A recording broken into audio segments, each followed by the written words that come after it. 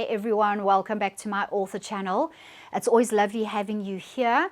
I'd like today just to speak about my writing process. So I get a lot of people asking me, how do I sit down and start writing my stories? Where do my stories come from even? If you've watched my other videos, and I encourage you to go and watch them, I've kind of done videos on each of my books, and I delve a little bit into where my stories come from, and then how I construct everything, and then get going with the story and what the story is about and where I got the idea from and everything like that. So please feel free to go and watch those. They're lots of fun, and I don't think they're too long. Okay. So usually with a story, a lot of my stories have come from dreams. So I'm a very intuitive person. I also have a tarot channel, by the way. I think the link is in my description, so if you're interested. I'm a very intuitive person. I'm very connected to my heart. I'm very connected to my imagination. So I grew up as an only child, which left me up to, I was good pretty much most of the time, but I was a very very much an extrovert, very energetic, very rambunctious, but I lived in my head a lot. So in South Africa, where I'm from, in case you didn't get the accent, we only got television when I was about 7 or 8 in the country. So it was like the mid-70s, mid to late 70s. So before television, all I had to stir my imagination were my books. So my mother, bless her heart, really got me very involved in reading from an early age. And I remember being able to read before I went to school, which back in the day then was grade 1, but I think now it's like grade 0 or something like that. I'm not sure what the equivalent is now, but it's literally my first year. Before my first year in school, I could read. And I was very good at it. And I loved words and I loved stories. And I got very involved in everything that I was reading. And I was crazy about comics, especially the superhero comics. I loved the idea of a supernatural being, a being that has power and, beyond a normie, boring human kind of thing. That's how I saw humans as kids, as a kid anyway. I also loved, I had a whole collection of Nancy Drew. I had a whole collection of the Secret Seven and the Famous Five, which are British books.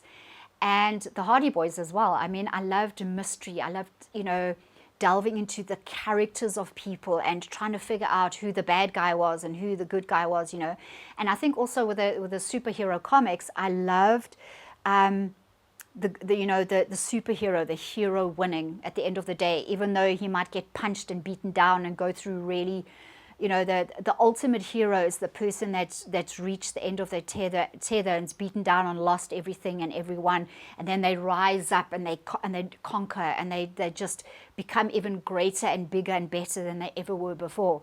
Those are the kind of characters that I love creating. So my writing process specifically is I get an idea, usually a dream, as I said, and I start getting really interested in the characters and the not only the principal characters, but the supporting characters as well, who can influence that person, who the antagonist is and who the protagonist is, that fights the protagonist, and then the sub-characters that influence events and how the story weaves. So as soon as I have the main idea, then I start creating the characters.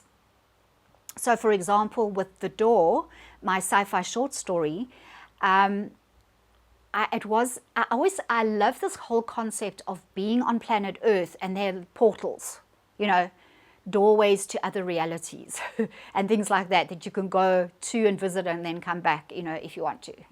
I think if I just stepped through a portal, I wouldn't come back, depending on what's on the other side, of course. All right. But I love that idea. So The Door is about this portal, the door. I'm not going to give too much away. I don't want to have spoilers for you. But I love the concept of that. But being the science fiction geek, fantasy geek that I am, all right, again, thanks to my mother who took me to my first Star Wars movie when I was like 7 or 8, I always bring in those fantastical scientific science fiction elements into most of my stories. That is the base of my stories. And so the door has that alien element to it, but how it affects Earth and what happens because of that. But then you're dealing with the human protagonists and antagonists as well, and like what happens when they clash.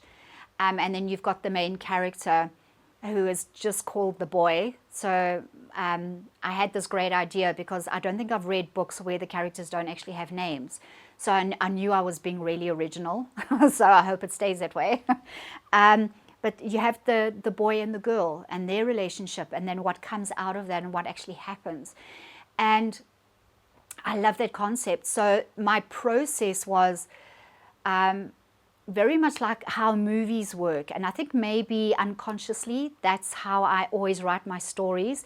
I've got this wonderful handbook called The Screenplayer's Bible. I can't, forgive me, the author, I can't remember who the author is, but he's written a book, a step-by-step book on how to create a screenplay and what needs to be in a movie. All right, and you've got the start, you've got the hero, and then it goes up to a climax. I'm just being very simplistic. It goes up to a climax, something happens to the hero that completely destroys him or knocks him down, but then he rises up, and then there's a story. There's the big finale, the big ending, okay? So most of my stories happen like that. The main characters always win, not always though. Okay, I'm not going to give too much away. Just to make it interesting. All my characters are extremely rich. I spend a lot of time with my characters, creating them, creating story arcs, you know, the way that they think and feel and how they communicate with the other characters in the story, especially my main characters, the principal characters. It's very important for my reader to feel like they're part of their stories, and I've done this really well because that is my strength. That is one of my strengths, is character development. So as the story progresses, I make sure that I've got rises and falls throughout, especially my epic fantasy series, which is coming out soon. You guys have to keep a lookout for that. I'm releasing book 1 around mid-May. Book 1 is called The Demon.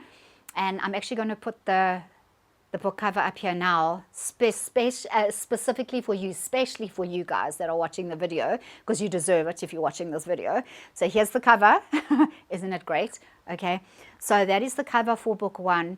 And we start this epic adventure. Now, it's a 12-book series. It is an enormous story. Okay. It is huge. It has got tons of characters in it. It's got languages.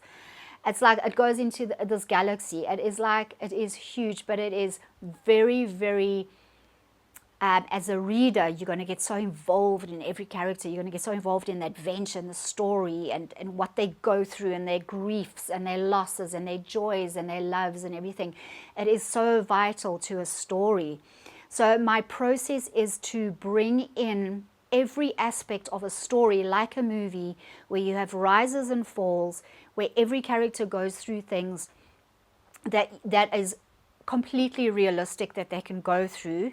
Obviously, fantasy and sci-fi, they can go through even worse things, okay, because it's sci-fi and fantasy. I think that's why I chose the genre, because sci-fi and fantasy, for me, when you write it, there are no limits to what can happen.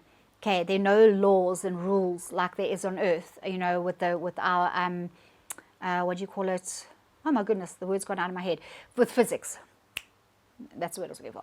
Okay, writer here, can't think of the word physics. So the physics, you know, we very much, we've got rules and laws, the way physics works, okay, on Earth. But we are learning that, in actual fact, the rules are meant to be broken, you know. Scientists are discovering new things all the time and realizing, hang on a second, this material world is not all there is. Actually, the spiritual world is more real than our world, you know. So you can go crazy. And that is why I write science fiction and fantasy as well. So My process, yes, I follow my intuition very, very much with a story, and I go scene to scene, creating the next scene that leads to the next scene that leads to the next scene, and it happens naturally. It's just very, very normal and natural. The way that I would see what the characters would be doing, and the way the story unfolds is very natural for me. I'm what's called a pantser. So I write from the seat of my pants. I very, very seldom plan and do like layouts and things like that, especially for a short novel, a one-off novel. When it came to the Sword Bearers, I had to do a heck of a lot of work and planning and going back and changing and then going back again and changing and going back again and filling in and changing and things like that, because it is such an enormous story. So for like an epic fantasy series like that, I have to plan because it's so huge. But for a single novel, I usually write by the seat of my pants. I allow it to flow naturally. It just comes out of me. It is not something that I can teach anybody. Unfortunately, a lot of people ask me, can you help me? I can't, unfortunately. It is a very personal process as well. It comes from my life experiences. It comes from the way I see the world, the way I would like to imagine the world to be. What if I had to step through a portal from Earth to another place, what I would see, and then what would unfold from that, So it is very much a spiritual experience for me as well. And I think that's why my characters are so powerful and so rich, because I give them life. I basically breathe life into them from myself. I know that sounds very woohoo, but yeah, it's the best way I can describe it. All right. If you guys want to know anything more than that, please email me. The email is in the description box below, and let's just have a conversation. Also comment, if you want to ask me anything in the comments as well, please feel free to do that. Okay, guys, all the links to my books are in my description. If you go onto my channel and you click on the about, about me, all my links are there for everything, and all my social media links, so you can catch those. Keep a lookout. I've just published The Girl from Space. With this video, the time of this video going out, it is 2 days away from going live, but you can do pre-orders now. So this is the book. Okay, it's already got so many brilliant reviews from wonderful reviewers who absolutely loved the book. So I encourage you to go and get your copy. And yes, you can find all my books. All right, I will see you in the next video. In the meantime, let's chat. Bye.